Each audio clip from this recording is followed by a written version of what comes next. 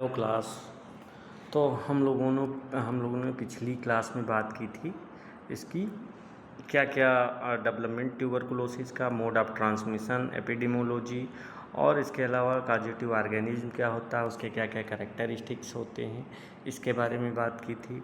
इसके बाद एपिडेमियोलॉजी क्या होती है, ठीक है, और फिर मोड ऑफ ट्रांसमिशन किसके थ्रू जो बैक्टीरिया होता है वहाँ पे ट्रांसफ़र होता है 1% को एक इन्फेक्टेड पर्सन से हेल्दी पर्सन के अंदर, ठीक है। इसके अलावा इसका डेवलपमेंट देखिए कि जो एक हेल्दी लंग्स होता है वो कैसा होता है, और वहाँ से जाके जो माइक्रोब्स होगा अगर हमारी बॉडी के अंदर वहाँ लंग्स के अंदर जाता है तो सबसे पहले इन्फेक्शन कहाँ होने के चांसेस सबसे ज़्यादा रहते हैं, ठीक है, और कैसे वहाँ पे मल्टीप्लिकेशन काज करेगा और वो डिजीज़ काज करेगा जाके वहाँ। तो ये सारी बातें हो चुकी थी। अब हम बात करने वाले हैं पैथोफिजियोलॉजी के बारे में। ओवरऑल जो इसकी पैथोफिजियोलॉजी होती है उसके बारे में बात करते हैं। तो सबसे पहले अगर पैथोफिजियोलॉजी में देखा जाए तो क्या होता है, सबसे पहले bacteria, tuberculosis bacteria enter the body through infected droplets. मतलब जो इन्फेक्टेड पर्सन होगा, जो अगर मान लिया उसने स्नीजिंग की है या फिर कफ हो गया, खांसा है, या फिर कह सकते हैं वहाँ पे सिंगिंग हो गया, बहुत सारे रीजन रहते हैं जिसके थ्रू क्या होंगे, जो इन्फेक्टेड पर्सनस होता है उसकी ड्रॉपलेट्स वहाँ पे इन्वायरमेंट में आ जाएंगे, ठीक है। तो जब इन्फेक्टेड पर्सनस की ड्रॉपलेट्स वहाँ इन्वायरमेंट में रहेंगी तो उसके साथ उस ड्रॉपलेट्स में क्या रहते हैं, माइकोबैक्टीरियम ट्यूबरकुलोसिस होता है।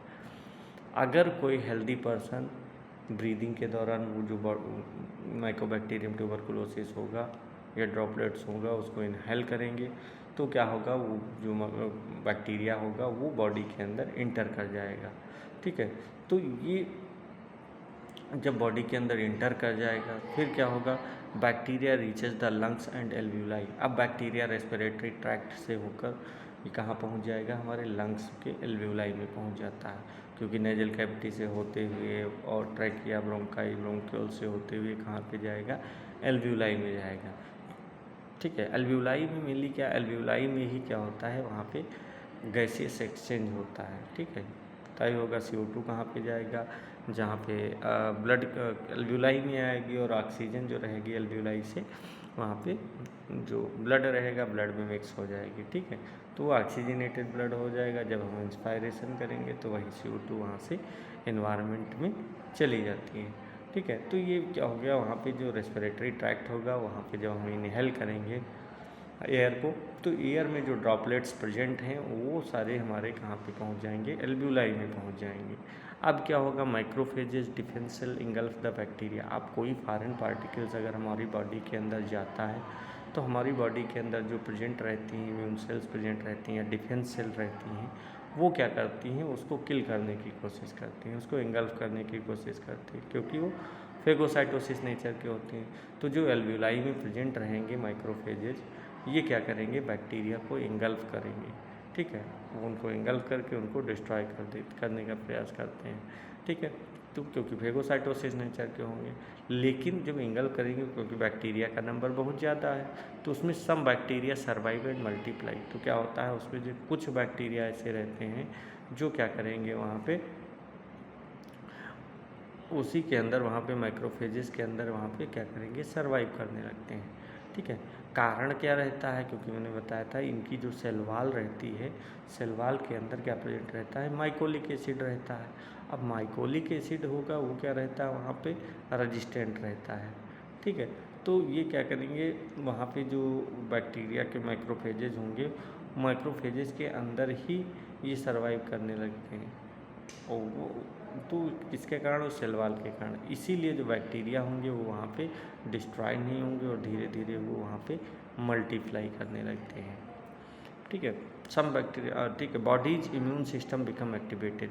अब क्या होगा, मल्टीप्लाई करेंगे, लेकिन जब कोई फॉरेन पार्टिकल्स हमारी बॉडी में रहता है तो जो हमारा इम्यून सिस्टम होता है वो एक्टिवेट होता है, और फिर यहाँ पे जो बैक्टीरिया है उसका नंबर भी धीरे धीरे वहाँ पे इंक्रीज कर रहा है, क्योंकि बैक्टीरिया वहाँ पे मल्टीप्लाई करने लगे हैं। अब जब उनका नंबर बढ़ेगा तब क्या होगा, जो हमारा इम्यून सिस्टम होगा एक्टिवेट हो जाएगा, और जो टी लिम्फोसाइट्स हो गए या माइक्रोफेजेज हो गए या फिर जो भी इम्यून सेल्स होंगी वो इन्फेक्शन से कह सकते हैं फाइट करने के लिए एक्टिव हो जाती हैं वहाँ पे, ठीक। Bodies immune system become activated और हमारा जो बॉडी से इम्यून सिस्टम होगा वो एक्टिवेट हो जाएगा। नेक्स्ट है ग्रेनुलोमास या फिर ट्यूबरक्ल्स farms around the bacteria.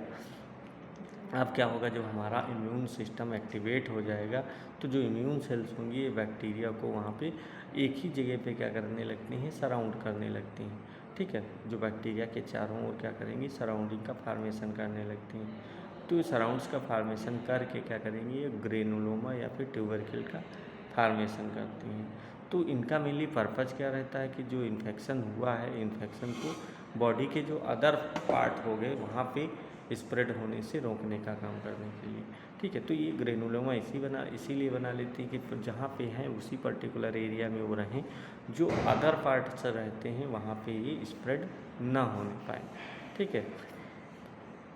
Granuloma के बाद चीज़ लाइक नेक्रोसिस डेवलप, और जब ग्रेनुलोमा बन जाएगा तो ग्रेनुलोमा के बीच में जो पार्ट रहता है वो धीरे धीरे वहाँ पे डेड टिश्यू में चेंज होता जाता है, जिससे हम क्या कहते हैं वहाँ पे नेक्रोसिस या चीज़ लाइक टिश्यू कहते हैं, ठीक है। ये नेक्रोसिस कहते हैं उसको, क्योंकि यहाँ जो इसका अपीयरेंस होता है वो कैसा दिखता है, बिल्कुल पनीर लाइक अपीयरेंस दिख रहा है, ठीक है। इसीलिए इसको क्या कहते हैं वहाँ पे चीज़ लाइक नेक्रोसिस कहा जाता है, ठीक है। नेक्स्ट है lung tissue get damaged and cavity में भी फार। तो जैसे जैसे वहाँ पे टाइम इंक्रीज होता जाएगा, जो चीज़ लाइक नेक्रोसिस है, ठीक है, वो क्या होगा वहाँ पे बढ़ने लगेगा और लंग्स वहाँ पे जो होंगे, लंग्स के अंदर जो टिश्यूज़ प्रेजेंट होते हैं वो धीरे धीरे डिस्ट्रॉय होने लगते हैं और वहाँ पे कैविटी लाइक स्ट्रक्चर बन जाता है, ठीक है। इससे क्या होगा, इससे वहाँ पे जो लंग्स होंगे उसके भी फंक्शन वहाँ पे अफेक्टेड होते हैं। नेक्स्ट है एक्टिव पल्मोनरी ट्यूबरकुलोसिस डेवलप। अब क्या होगा, जब वहाँ पे कैविटी का फार्मेशन हो जाएगा, जब बैक्टीरिया वहाँ पे रैपिडली मल्टीप्लाई करने लगेंगे और जो लंग्स होंगे वो डैमेज होने लगेगा, तब क्या होगा वहाँ पे एक्टिव पल्मोनरी कह सकते हैं एक्टिव पल्मोनरी ट्यूबरकुलोसिस डेवलप हो जाती है, ठीक है। इस स्टेज में क्या होगा, जो पेशेंट होगा, पेशेंट में वहाँ पे परसिस्टेंट कफ की कंडीशन रहेगी, फीवर हो गया, फिर वेट लॉस हो गया, नाइट स्वेट की कंडीशन हो गई, हीमोप्टेसिस की कंडीशन हो गई, ये बहुत सारे सिम्टम्स वहाँ पे अपीयर होने लगते हैं, जिसमें अगर मेन सिम्टम्स की बात की जाए तो हीमोप्टेसिस की कंडीशन और वहाँ पे वेट लॉस की कंडीशन होती है, ठीक है। तो ये सारी चीज़ें वहाँ पे सिम्टम्स कह सकते हैं वहाँ पे अपीयर होने लगते हैं, ठीक है। Bacteria spread within the lungs and may spread to other organs. अब क्या होगा, अगर वहाँ पे ट्रीटमेंट नहीं दिया गया टाइमली वहाँ पे, तो क्या होगा, जो बैक्टीरिया होगा वो लंग्स के साथ साथ जो अदर बॉडी पार्ट्स होते हैं उनमें भी ये स्प्रेड होने लगते हैं, क्योंकि वहाँ ब्लड या लिम्फेटिक सिस्टम के थ्रू वहाँ पे ये ब्रेन को भी जा सकते हैं, किडनी हो गया, बोन्स हो गई, लिम्फ नोड्स हो गए, तो जितने ऑर्गन्स रहते हैं वहाँ पे ये ब्लड के थ्रू इंटर करने लगते हैं और वहाँ पे फिर क्या होगा, जब ये ब्लड या किडनी या लिम्फ नोड जितने भी ऑर्गन होंगे वहाँ पे पहुँचेंगे, उसी को हम क्या कहते हैं एक्स्ट्रा पल्मोनरी ट्यूबरकुलोसिस भी कहते हैं, ठीक है। तो ये क्या करेंगे, जाके वहाँ पे इन्फेक्शन काज करेंगे जाके। इफ़ अनट्रीटेड सीरियस कॉम्प्लिकेशंस में क्या चीज़, अगर उसका प्रॉपर ट्रीटमेंट नहीं किया गया तो उस कंडीशन में क्या होता है, वहाँ पे रेस्पिरेटरी फेलियर की कंडीशन भी डेवलप हो सकती है, या फिर कह सकते हैं वहाँ पे प्लूरल इफ्यूजन हो गया, फाइब्रोसिस हो गया, ठीक है। और इसके अलावा कह सकते हैं वहाँ पे लंग डैमेज हो गया, ठीक है, परमानेंट लंग डैमेज हो सकते हैं, बहुत ज़्यादा हीमोप्टेसिस की कंडीशन डेवलप हो सकती है। तो ये सारे सिम्टम्स वहाँ पे अपीयर होने लगते हैं, ठीक है। कभी कभी क्या होता है वहाँ पे डेथ भी हो सकती है, ठीक है। इसीलिए क्या करेंगे, अर्ली डायग्नोसिस और वहाँ पे कंप्लीट एंटी ट्यूबरकुलिन ट्रीटमेंट करके हम क्या कर सकते हैं, इसको वहाँ पे प्रिवेंट कर सकते हैं, ठीक है। अब नेक्स्ट हम लोग बात करते हैं एक्स्ट्रा पल्मोनरी ट्यूबरकुलोसिस क्या होती है। तो मैंने बताया जब क्या होता है, जब जो ट्यूबरकिल्स होते हैं, जो बैक्टीरिया होते हैं, ट्यूबरकुलोसिस लंग्स को अफेक्ट करते हैं पहले, जब वो डिजीज़ बहुत ज़्यादा ही क्रोनिक कंडीशन में डेवलप हो जाती है, वहाँ पे ट्रीटमेंट नहीं लिया गया प्रॉपर, तो ये क्या करेगा, लंग्स के अलावा भी जो बॉडी के अदर आर्गन्स रहते हैं उनको भी ये इन्फेक्ट करती है। ठीक है, तो ये मोस्टली जो इन्फेक्शन होगा ये किसके थ्रू होगा, वहाँ पे जो ब्लड स्ट्रीम रहेगा या फिर जो लिम्फेटिक सिस्टम होता है। ठीक है, लिम्फेटिक सिस्टम के थ्रू ये क्या होगा, दूसरे आर्गन्स में वहाँ पे ट्रांसफ़र हो जाता है। ठीक है, अब जब दूसरे आर्गन्स को वहाँ पे स्प्रेड हो गया तो मोस्टली वहाँ पे क्या होगा, वहाँ पे भी डिजीज़ का ट्यूबरकुलोसिस काज करेगा। और ये मोस्टली होता किसके में है, तो ऐसे पर्सन्स जिनका इम्यून सिस्टम वेरी बहुत ज़्यादा ही वीक है। ठीक है, कह सकते हैं इम्यूनो कॉम्प्रोमाइज्ड पेशेंट हो गए, ठीक, इंडिविजुअल्स हो गए, ठीक, उनके अंदर होने के चांसेस वहाँ पे बढ़ जाता है। या फिर ऐसे पर्सन्स जो कि वहाँ पे कह सकते हैं HIV से इन्फेक्टेड हैं या फिर कोई ऐसी सीरियस डिजीज़ से इन्फेक्टेड हैं जिससे कि जो हमारा इम्यून सिस्टम हो वो धीरे धीरे वहाँ पे डिक्रीज हो जा रहा है, इम्यून सिस्टम हमारा वीक हो जा रहा है। ठीक है, तो उनके भी होने के चांसेस यहाँ पे बढ़ जाते हैं। या फिर जो चाइल्ड्स रहते हैं, चाइल्ड्स में क्या रहता है, उनका जो इम्यून सिस्टम होता है पहले से ही इतना स्ट्रांग नहीं होता है। तो जब इतना स्ट्रांग नहीं होगा तो उस कंडीशन में भी क्या होता है, वहाँ होने के चांसेस बढ़ जाते हैं। ठीक है, तो इसी को हम क्या कहते हैं, एक्स्ट्रा पल्मोनरी ट्यूबरकुलोसिस कहते हैं। जैसे extra pulmonary TB that affects organs other than the lungs. ठीक है, लंग्स को छोड़ के जो अदर आर्गन्स होते हैं वो इफेक्टेड होते हैं, उसी को हम क्या कहते हैं, पल्मोनरी एक्स्ट्रा पल्मोनरी ट्यूबरकुलोसिस कहते हैं। जैसे कि फॉर एग्जांपल ब्लड, जिसको हम मिलियरी TB कहते हैं, इसमें क्या होता है, जब मान लिया ट्यूबरकुलोसिस बैक्टीरिया वहाँ पे ब्लड में जाएगा, ब्लड के थ्रू पूरी बॉडी में स्प्रेड होगा, तो इसे क्या कहेंगे हम, मिलियरी ट्यूबरकुलोसिस कहते हैं। ठीक है, तो ब्लड के ही थ्रू जो, जैसे तुम्हारे लंग्स हो गए, लंग्स को छोड़ के जैसे तुम्हारा लीवर हो गया, स्प्लीन हो गया, बोन मेरो हो गया, जितने भी अदर आर्गन्स होते हैं वो अफेक्टेड हो सकते हैं। ठीक है, लेकिन इसको कह सकते हैं अगर इसका अर्ली ट्रीटमेंट वहाँ पे किया गया, ठीक है, तो क्या होगा, वहाँ पे इसको बचाया जा सकता है। ठीक है, नेक्स्ट बात करते हैं जैसे लिम्फ नोड में, तो लिम्फ नोड में भी ये ट्यूबरकुलोसिस हो जाती है। तो क्या होगा, जो TB बैक्टीरिया होता है ये लिम्फ नोड्स में वहाँ पे इन्फेक्ट करेगा जाके। ठीक है, तो इसको क्या कहते हैं, इसको हम ट्यूबरकुलर लिम्फोडेनाइटिस कहते हैं। ठीक है, इसमें मेनली जो हमारी नेक होगा, नेक में जो लिम्फ नोड्स होते हैं उनमें स्वेलिंग आ जाती है, पेन होने लगता है, कभी कभी क्या होगा वहाँ पे पस का भी फार्मेशन होने लगता है। ठीक है, तो ये अलग अलग कंडीशंस हो गई। इसके अलावा बोन्स हो गया, जो बोन्स होती हैं बोन्स में भी ट्यूबरकुलोसिस हो जाती है, जिसको हम स्केलेटल ट्यूबरकुलोसिस कहते हैं। तो इसमें क्या होता है, जो जॉइंट्स रहते हैं जॉइंट्स में वहाँ पे इन्फ्लामेशन हो जाता है। मोस्ट ऑफ कंडीशन में क्या होगा, ये स्पाइंस जो रहती है हमारी, स्पाइन को ये अफेक्ट करते हैं, इसीलिए इसको एक नाम से और जानते हैं जिसको हम पॉट्स डिजीज़ भी कहते हैं। ठीक है, पॉट्स डिजीज़ भी इसे कहा जाता है। कारण क्या है, क्योंकि इसमें जो बैक पेन हो गया, बोन डिस्ट्रक्शन हो गया, या फिर जो डिफॉर्मिटीज़ होती हैं वो हो सकती हैं। ठीक है, तो ये हो गया तुम्हारा बोन ट्यूबरकुलोसिस, जिसको हम स्केलेटल ट्यूबरकुलोसिस या फिर हमको पॉट्स डिजीज़ भी कह सकते हैं, अगर वहाँ पे हमारी जो स्पाइन होती है, स्पाइन अफेक्ट होती है तो। इसके अलावा नेक्स्ट है ब्रेन, तो ब्रेन भी ट्यूबरकुलोसिस होती है, जिसको हम ट्यूबरकुलस मेनिंजाइटिस कहते हैं। ठीक है, तो इसमें क्या होता है, जो ब्रेन होगा, ब्रेन की जो मेनिंजेस रहते हैं वहाँ पे इन्फ्लामेशन काज हो जाता है। ठीक है, इसीलिए इसको क्या कहते हैं, हम ट्यूबरकुलर मेनिंजाइटिस भी कहते हैं। तो इसमें भी बहुत ज़्यादा सीवियर हेडेक जैसी कंडीशन, फीवर हो गया या फिर वोमिटिंग जैसी कंडीशन हो गई, ये वहाँ पे इन्वॉल्व होती है। ठीक है, तो यहाँ पे और ये कह सकते हैं ये एक ऐसी कंडीशन है, तो बहुत ज़्यादा यहाँ पे सीवियर कंडीशन होती है, क्योंकि यहाँ पे हेडेक के साथ साथ में वहाँ पे स्टिफनेस हो जाती है नेक में, और कन्फ्यूजन होने लगता है, सीजर्स पड़ने लगते हैं, कन्वर्जन जैसी कंडीशंस वहाँ पे डेवलप होने लगती है। ठीक है, तो ये भी एक इमरजेंसी मेडिकल कंडीशन डेवलप करता है। नेक्स्ट है किडनी, तो इसके अलावा किडनी जब रहेगी, किडनी में भी ट्यूबरकुलोसिस वहाँ पे काज हो जाती है। ठीक है, तो इसको हम क्या कहते हैं, इसको रीनल ट्यूबरकुलोसिस कहते हैं। तो इसमें क्या होता है, जब हम अगर सिम्टम्स की बात करें तो यहाँ पे जो बर्निंग सेंस यूरिनेशन होता है, यूरिनेशन के टाइम वहाँ पे बर्निंग सेंसेशन होता है। इसके अलावा ब्लड आने लगता है, हेमेटूरिया की कंडीशन डेवलप हो जाती है, फ्लैंक पेन हो गया, किडनी फंक्शंस हो गए, ये सारी चीज़ें वहाँ पे अफेक्ट होती हैं। ठीक है, तो ये ट्यूबरकुलोसिस कहाँ होगी? लंग्स को छोड़ के जो अदर ऑर्गन्स रहते हैं वहाँ पे होते हैं। ठीक है, इसीलिए हम इसको क्या कहते हैं? एक्स्ट्रा पल्मोनरी ट्यूबरकुलोसिस कहा जाता है। ठीक है, तो मेन ऑर्गन इसमें क्या रहेंगे? हमारे ब्लड हो गया, लिम्फ नोड्स हो गए, बोन, ब्रेन, किडनी सब इफेक्ट होंगे। ठीक है, जैसे ब्लड को क्या कहते हैं? अगर ब्लड में है तो बिलियरी ट्यूबरकुलोसिस कहते हैं। ठीक है,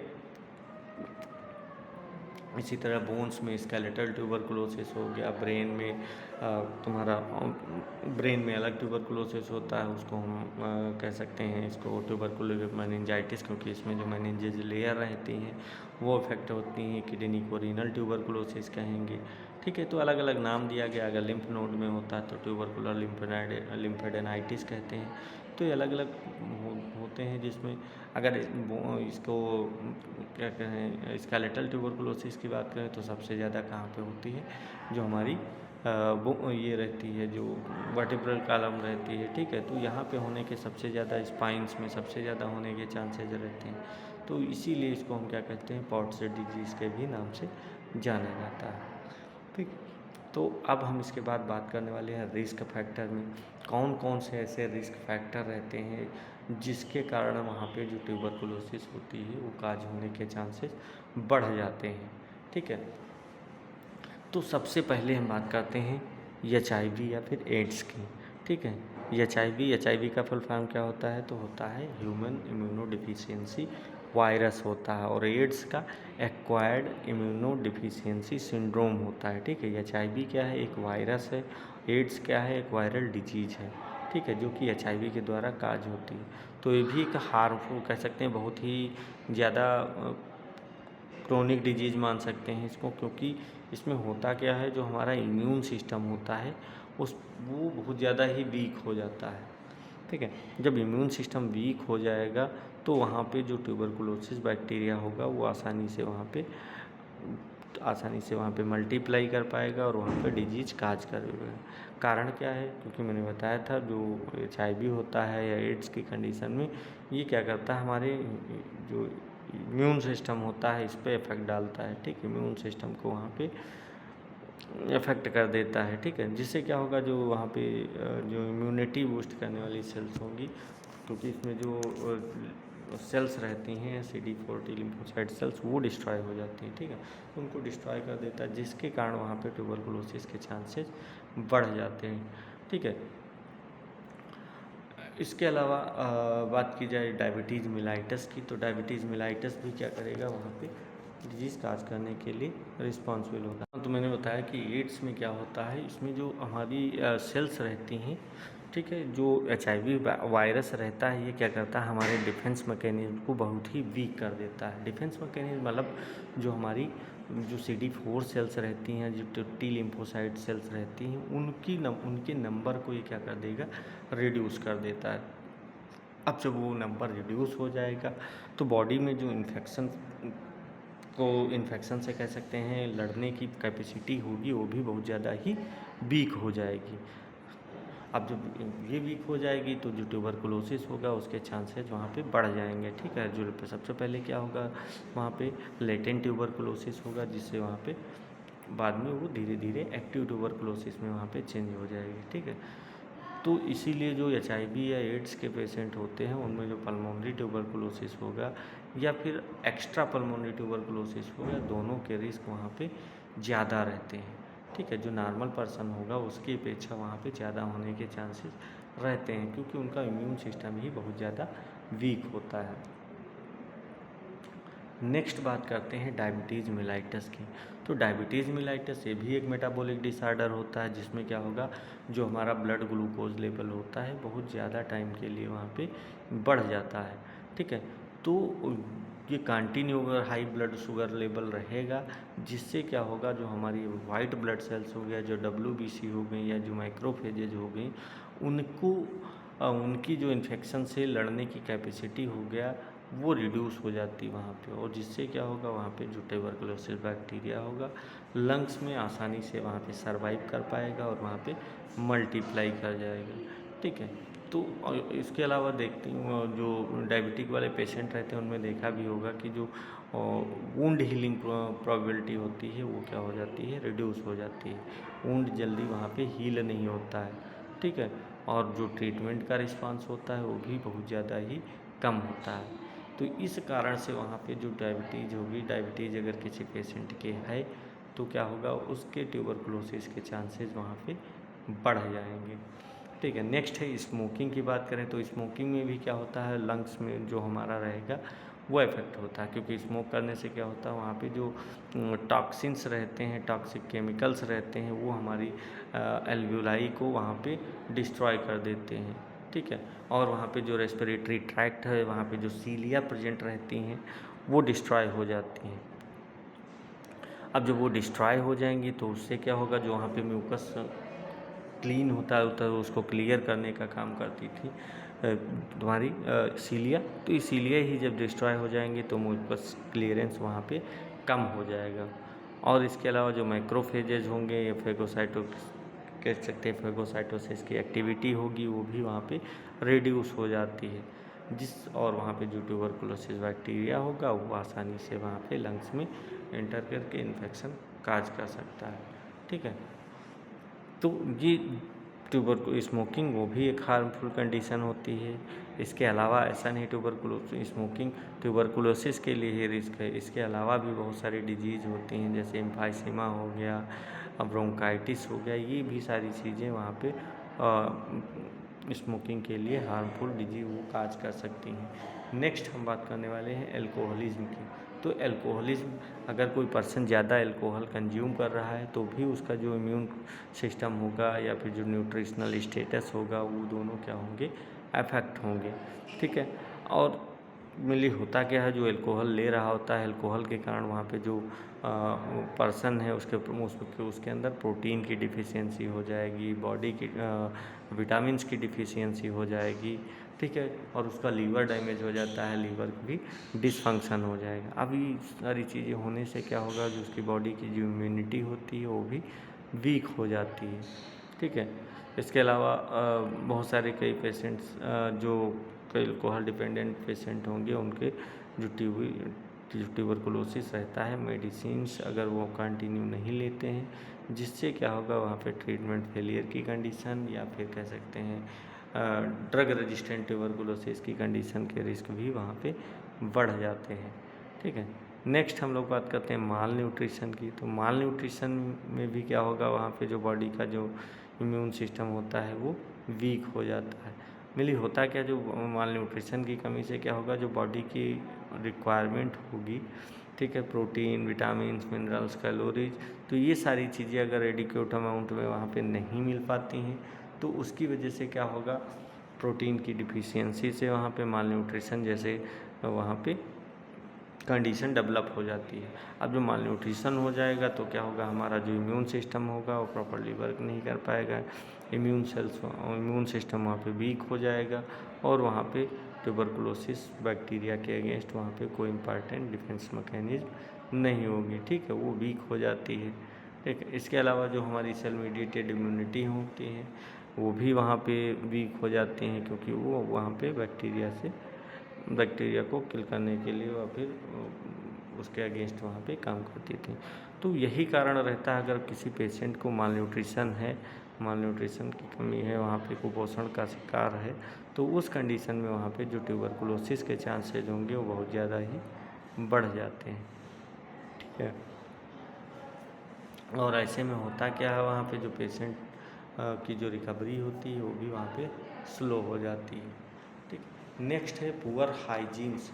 तो पुअर हाइजीन्स में क्या होता है, वहाँ पे जो पर्सनल क्लीननेस होता है, क्लीननेस के अलावा जो इन्वायरमेंट क्लीननेस होता है, ये सही से वहाँ पे नहीं किया जाता है। अगर कोई लिविंग इन्वायरमेंट है, अगर गंदा होगा या फिर वहाँ पे वेंटिलेशन नहीं होगा प्रॉपर, इन्फेक्शन कंट्रोल मेजर्स का जो है उनको फॉलो नहीं किया जाएगा, तो क्या होगा, वहाँ पे जो इन्फेक्शियस ड्रॉपलेट्स होंगे वो ज़्यादा समय तक वहाँ पे इन्वायरमेंट में प्रेजेंट रहेंगे, ठीक है। तो मेनली लेकिन जो तुम्हारी ट्यूबरकुलोसिस है मेनली अगर देखा जाए तो एयर बाउंड डिजीज है, फिर भी क्या होता है पुअर हाइजीन्स और वहाँ पे अनहेल्दी लिविंग कंडीशन में क्या होगा, वहाँ पे इसके ट्रांसमिशन के रिस्क बढ़ जाते हैं, ठीक है। इसके अलावा over crowding area, over crowding में क्या होता है जहाँ पे बहुत ज़्यादा पर्सन्स रह रहे हो या फिर एक क्लोज्ड स्पेस के अंदर बहुत ज़्यादा वहाँ पे पर्सन्स रहते हों, तो ऐसी कंडीशन में भी क्या होगा वहाँ पे जो ट्यूबरकुलोसिस का पेशेंट अगर एक भी हुआ तो क्या होगा उसके कफ या स्नीज से वहाँ पे जितने भी पर्सन्स होंगे वो इन्फेक्टेड वहाँ पे हो जाएंगे, ठीक है। तो वो मेनली होता क्या है, क्योंकि ये कैसी ही एयर बॉर्न डिजीज़ है, तो कोई अगर एक भी ट्यूबरकुलोसिस का पेशेंट हुआ तो अगर उसने थोड़ा सा भी खांसा या छींका तो उसकी वजह से क्या होगा, जो इन्फेक्टेड ड्रॉपलेट्स होंगी वो आसानी से किसी दूसरे इंडिविजुअल्स के ऊपर वहाँ पे पहुँच सकती हैं, ठीक है।